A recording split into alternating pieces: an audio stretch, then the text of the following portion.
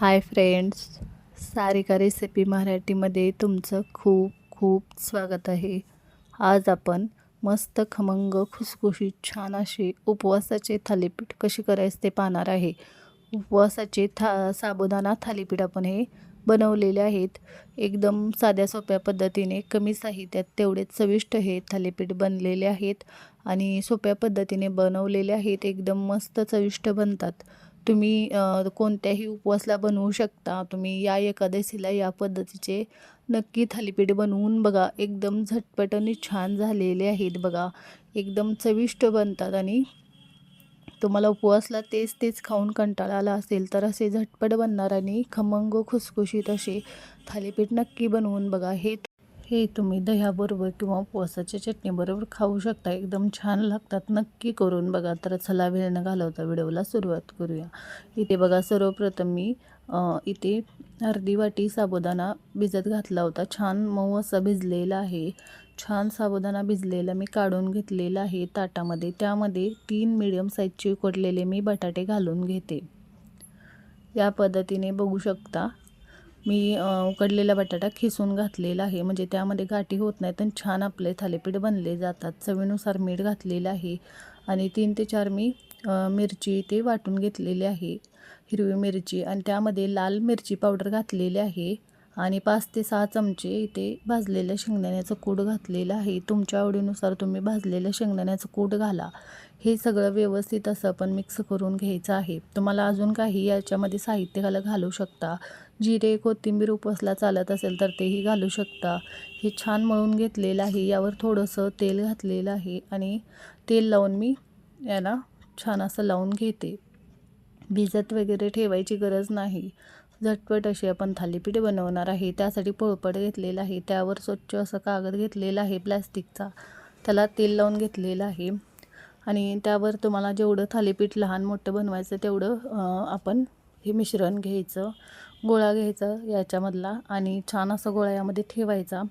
याला आतल्या साईडने कागदाला तेल लावून घ्यायचं, म्हणजे वरून आपण हे छान असं व्यवस्थित बनवून घ्यायचं आहे थालीपीठ. किंवा तुम्ही प्लेटच्या साहाय्याने वरून याला छान आकार देऊन घेऊ शकता. मी हाताने छान पसरवून घेते.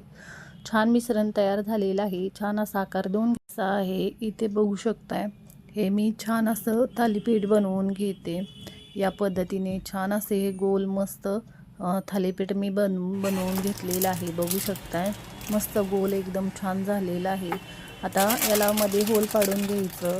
छान असं तेल सगळीकडं लागलं जातं या पद्धतीने आणि हे छान असं भाजून घ्यायचं. दुसरीकडे तवा गरम करायला ठेवलेला आहे. तवा गरम झालेला आहे. त्यावर मी तेल घालून घेते आणि तेल गरम झाले की त्यावर आपण थालीपीठ घालून घेणार आहे.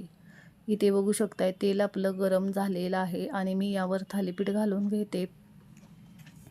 खालच्या साईडने आपण याला तेल लावलेलं आहे. आता याला घालून घ्यायचं थालीपीठ आणि थोडंसं मी झाकण ठेवून हे भाजून घेते. तुम्हाला हवं तर असंच भाजून दोन्ही साईडने तेल लावून भाजून घेऊ शकता.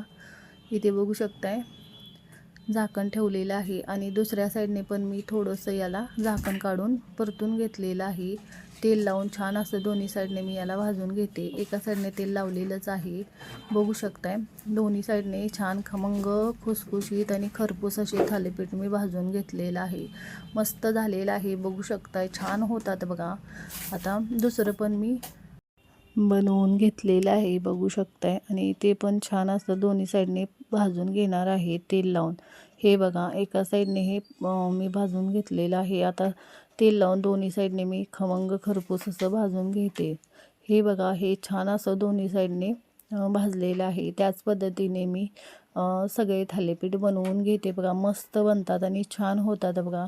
खमंग खरपूस आणि चविष्ट असे साध्या सोप्या पद्धतीने थालीपीठ इथे बनवलेले आहेत बघा. सगळे एक नंबर असे आपले थालीपीठ बनलेले आहेत बघा. तुम्ही हे उपवासाच्या चटणीबरोबर दह्याबरोबर असं खाऊ शकता. छान लागतात. एकदम टेस्टी मस्त झालेले आहेत बघा. सगळ्या साईडने एकसारखे आपले थालीपीठ बनलेले आहेत आणि छान होतात झटपट साध्या सोप्या पद्धतीने. तुम्हाला उपवासला तेच तेच खाऊन कंटाळा आला असेल तर तुम्ही या पद्धतीने तुमच्या कोणत्याही उपवासला साबुदाणा थालीपीठ बनवू शकता. एकदम साध्या सोप्या पद्धतीने बनवलेले आहे. या एकादशीला तुम्ही या पद्धतीचे खमंग खुसखुशीत आणि चविष्ट साबुदाणा थालीपीठ नक्की बनवून बघा, तुमचे पण छान होतील आणि मस्त होतात बघा. नक्की बनवून बघा आणि कमेंटमध्ये जरूर सांगा तुम्हाला आजचा व्हिडिओ कसा वाटला. व्हिडिओ आवडला असेल तर व्हिडिओला लाईक करा, शेअर करा.